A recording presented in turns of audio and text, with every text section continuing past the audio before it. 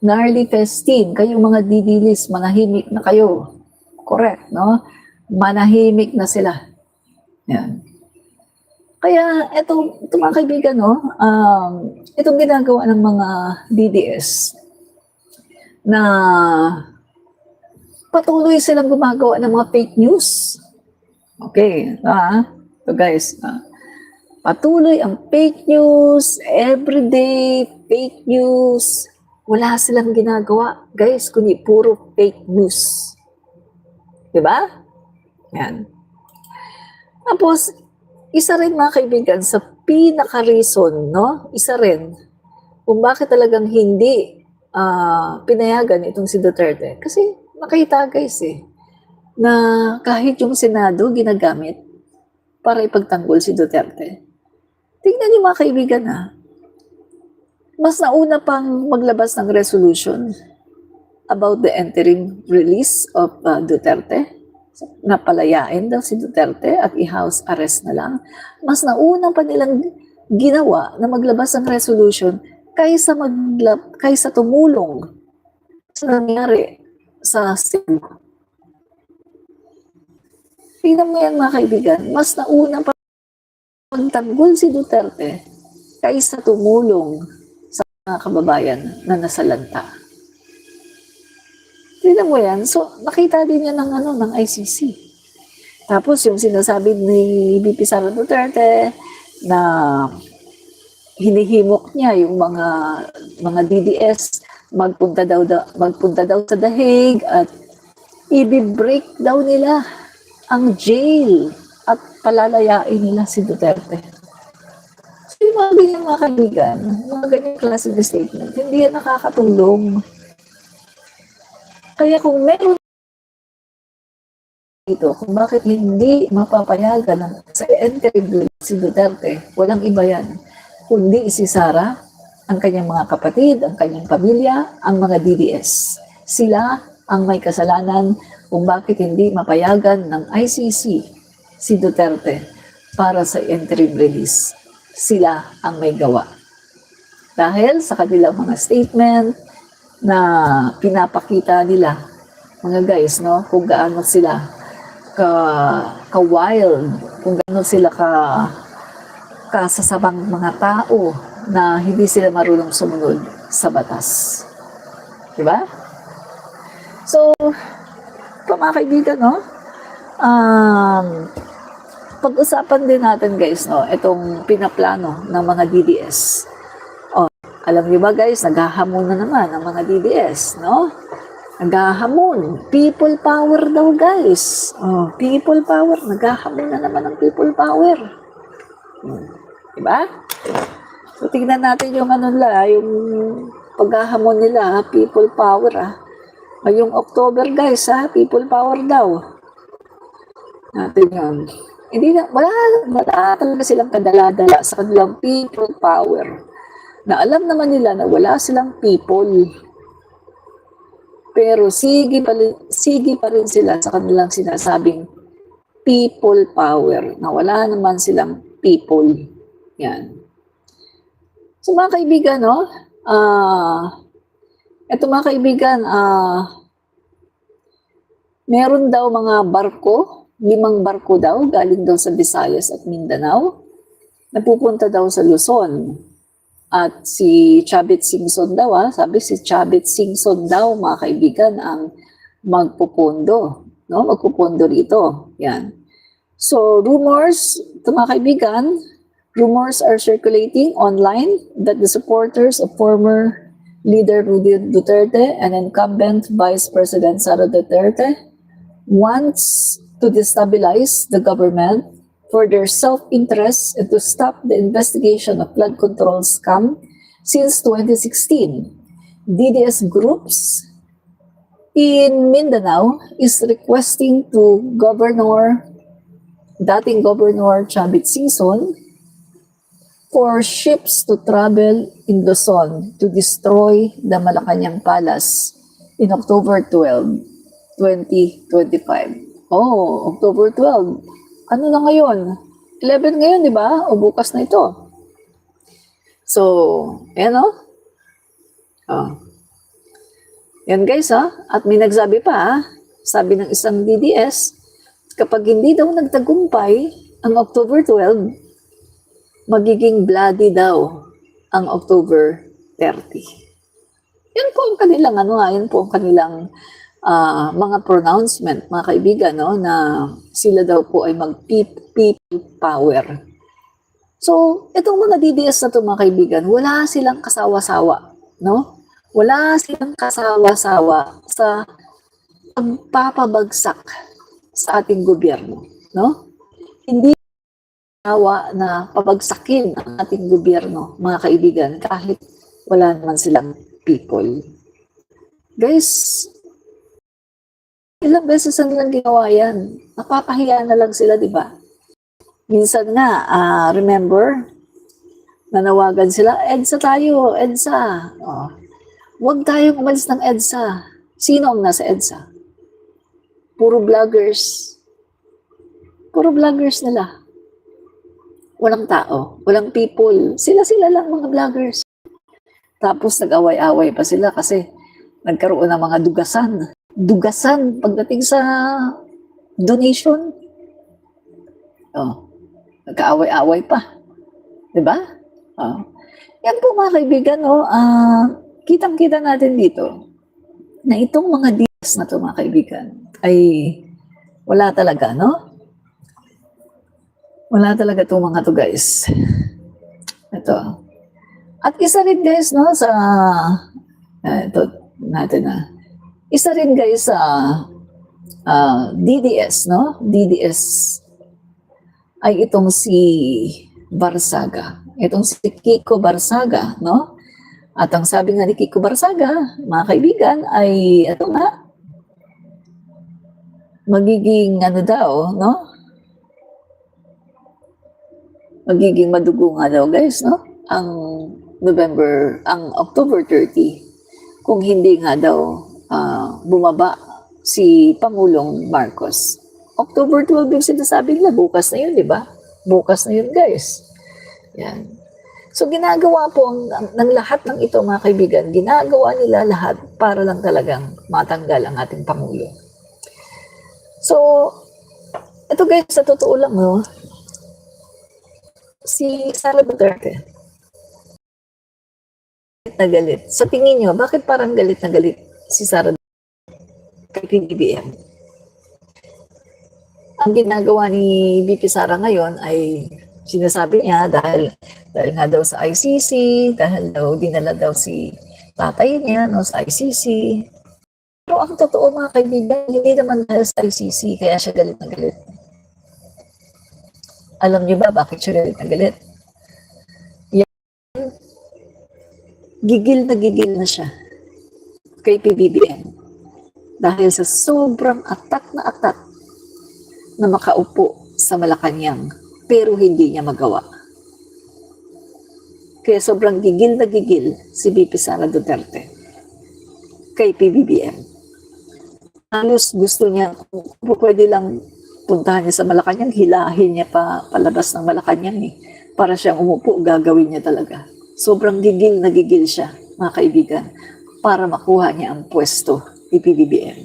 Ganyan po siya ka-desperate. At bakit siya desperate na kunin ang pwesto ni PBBM? Kasi para pagtakpan ang lahat ng kanyang mga kasalanan.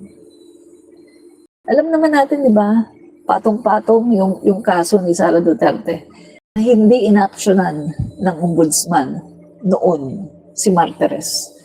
Yung pinatulog lang yung mga kaso, hindi inaksyonan Kasi nga si Martires ay appointed ni Duterte. At inilagay talaga dyan si Martires ni Duterte para mag-protection sa kanya. Malinaw yan guys, kasi kita niyo lahat ng ikinaso kay Duterte, kay Pulong, wala, hindi gumalaw. Hindi gumalaw sa ombudsman. Kinasuhan niya ni Trillanes, hindi gumalaw yung kaso. Si Sara Duterte, kinasuhan din. Hindi rin gumalaw ang kaso. Kasi nga si Martires, appointed ni Duterte. Kaya yan ang isang matinding dahilan kung bakit galit na galit si Sara Duterte Duterte at gusto na niyang agawin ang pagiging presidente kay BBM. Kasi alam niya na ito lang ang dapat niyang gawin, ang makakaya niyang gawin, mga kaibigan, pang-aagaw ng pwesto. Alam niya na once na naagaw niya ang pwesto kay BBM, hindi na siya makakasuhan kasi meron siyang immunity. At hindi rin siya pwedeng ma-impeach kasi kukontrolin niya ang Kongreso. Knowing Rodrigo Duterte, kinontrol niya ang Kongreso at ang Senado. Diba? During the time of Duterte, hindi naman independent ang Congress at ang Senate. Ang Congress at ang Senate, during the time of Duterte, ay hawak niya sa leeg. Remember, mga kaibigan, pag merong mga hearing patungkol sa anak niya, anong nangyari? Nababaliwala, di ba? Naglabas pa siya ng memorandum. Bawal na imbitahin ang kanyang mga secretary, ang kanyang cabinet members, bawal imbitahin sa Blue Ribbon Committee. Tapos, tinatakot yung mga witness, lahat-lahat, matitigil, para itigil na yung investigasyon. Si Gordon tinakot, si Manny Pacquiao inaway. Yung ginagawa, guys, alalahanin yung mga ginawa ni Duterte nung siya pa ang Pangulo ng Pilipinas. Walang pwedeng mag-imbestiga sa kanyang mga anak, sa kanyang pamilya, sa kanyang mga kaalyado. Walang pwedeng mag-imbestiga kasi ginawa lahat ni Duterte para proteksyonan. Kahit nga si Michael Yang, prinoteksyonan. Diba? Kaya ngayon, mga kaibigan, kung mapapansin niyo, malakas na ang loob. Si Trillanes, malakas na ang loob. Anong ginawa ni Trillanes? Nagsampa agad ng kaso. Kasi may bagong ombudsman na. Nagsampa agad ng kaso. At anong sabi ni Rimulya? Ang gusto ni Rimulya, sige, magsampa kayo ng kaso.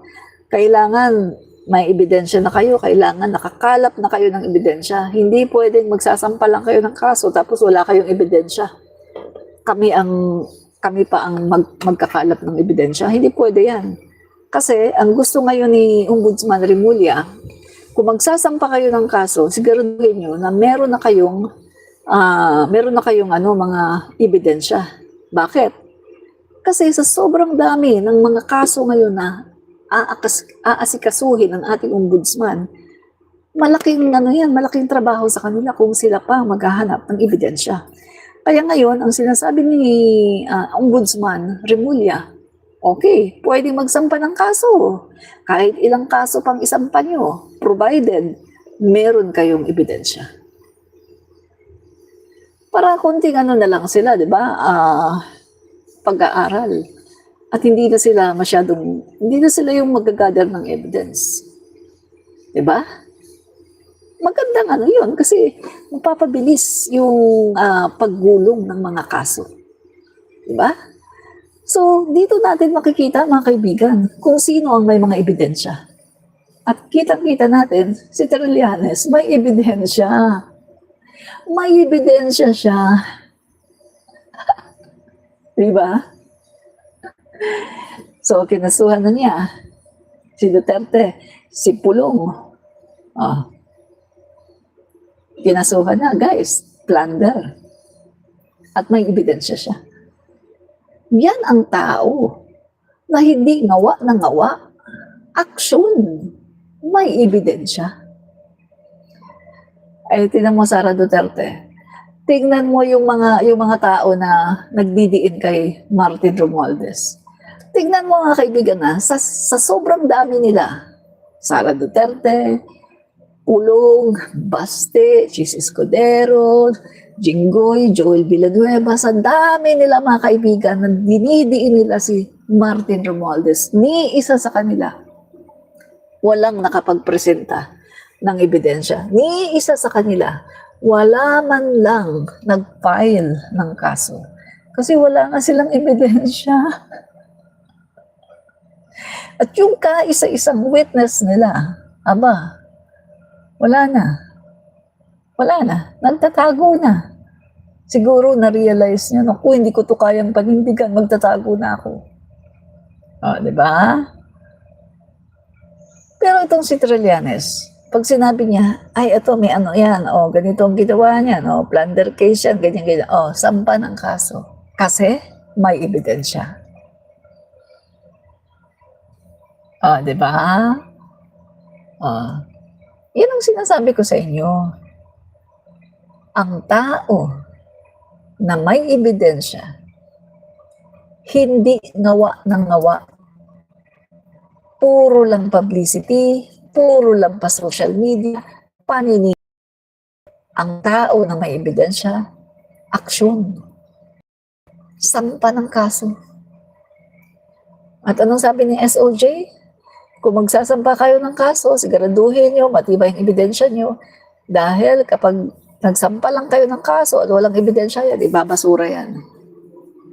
Tama naman, di ba?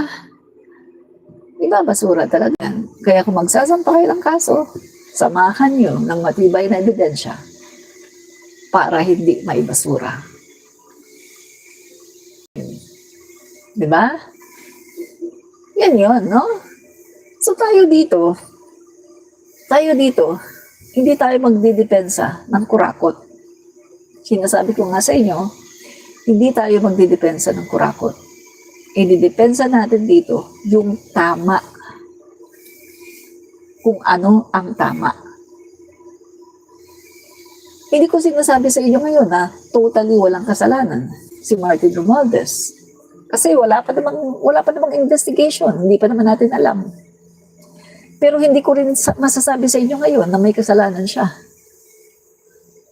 Kasi wala pa namang investigation, wala pa namang verdict. Ni wala pa nga kahit isang ebidensya laban sa kanya. Alam niyo ba na walang nagtuturo kay Martin Romualdez? Yung mga city engineer, yung mga district engineer, yung mga nasa USEC, ASEC ng DPWH, hindi siya tinuturo. Walang nagtuturo sa kanya. Iisa lang ang nagturo sa kanya.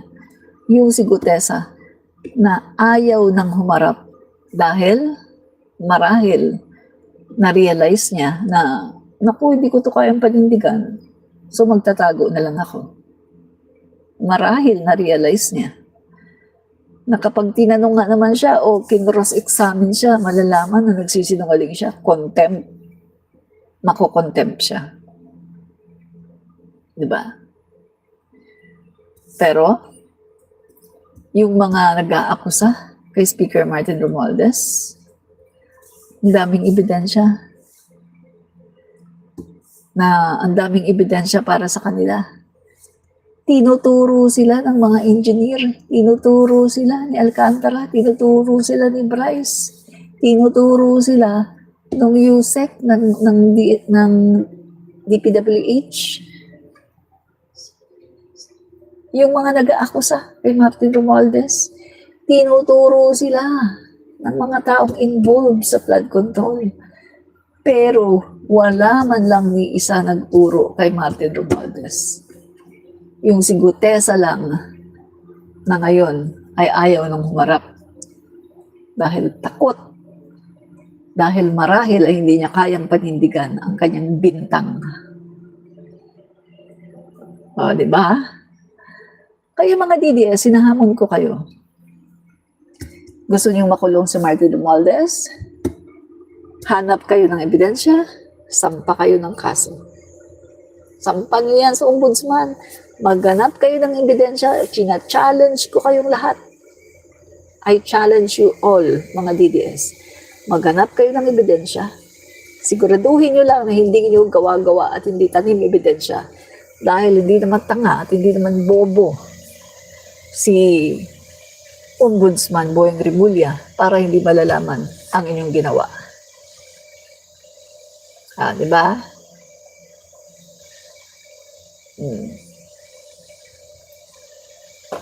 Wala kayo.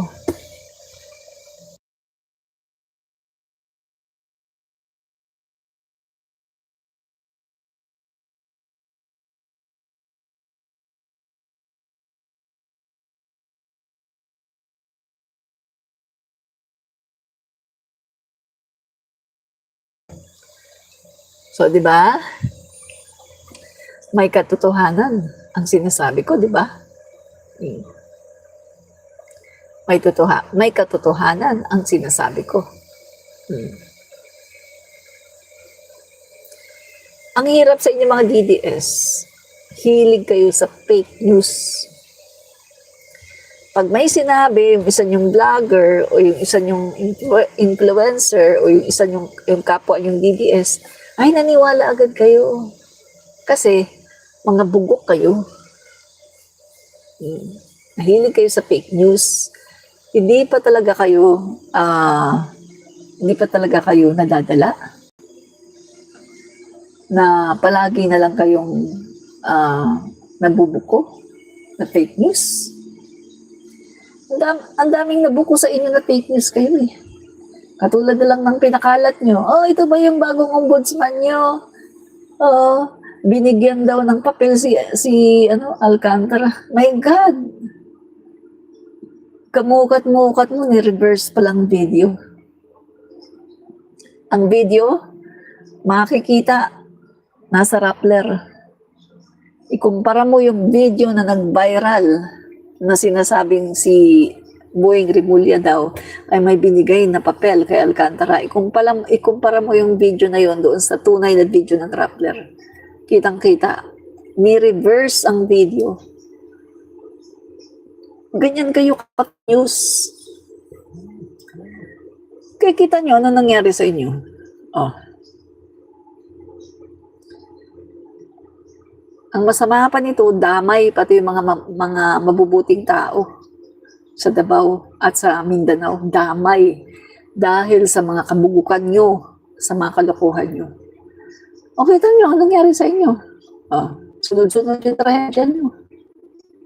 October 2, nagkasunog. Tapos ano? Oh, hindi isama yung lindol sa Cebu. Sabi nila maraming baluarte daw ng DDS. Oh, hindi na natin isama yun. Sa Davao na lang. Oh. Nagkasunog October 2. Pagkatapos, nilindol. 7.4. Pagkatapos, ano nangyari?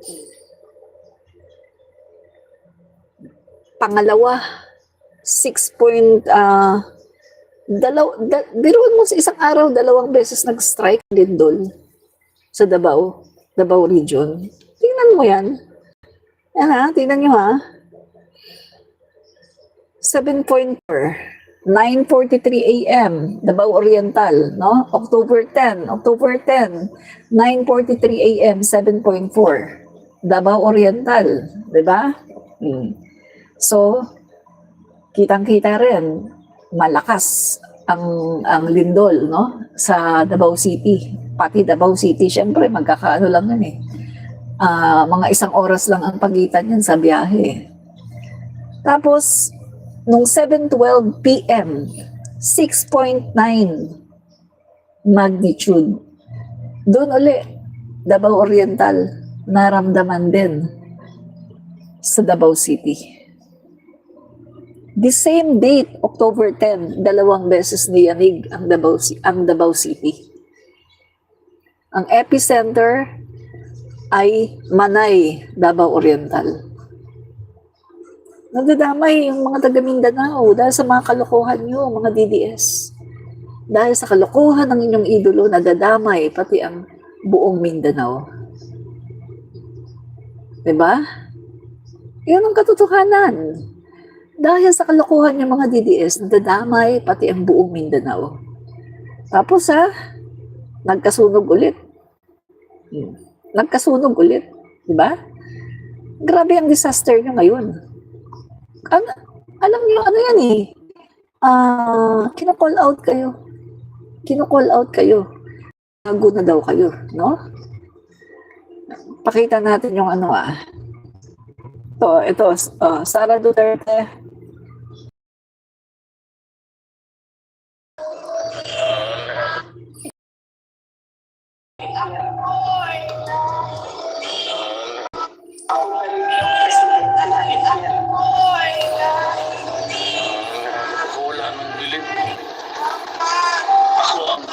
si Paco mo ako. Sabihin ko, lightning. Busin mo ito. Sunugin mo lahat ng mga kirigit. Akala ko ba mahirap yun si Jesus Christ? Kung mag-painting last chapter. Kita mo yung painting ng last chapter. Kala mo ng pista ang mga buwan. Yung pala nag-inuman lang. Mag-last chapter ba si Jesus Christ? Portrait yan parang may Diyos pero pupuntin mo pula dito. Kung painting mo si Jesus Christ, huwag kang happy nito. Meron bang tao na patay ang kinabukasan o kanakong ito pa magtawa-tawa dyan? Kalukuhan. Who is this stupid guy? Stupid yung talaga itong puta. They can drag me to hell. Sabi din nila doon, ako pa rin yung presidente ng impyerno. Drag me to hell. Go ahead. Ako pa rin. Sabi niya, ano sabi ni Sarah? Pagdating pa rin doon, ako pa rin ang presidente ng impyerno. Sabi ni Sarah, drag me to hell. Yung mga pronouncement niya na puro mga drag me to hell, guys, kinonfess niya. Siya yun. Kaya nga sabi ko sa inyo si Sara Duterte, kailangan niyang ma-deliver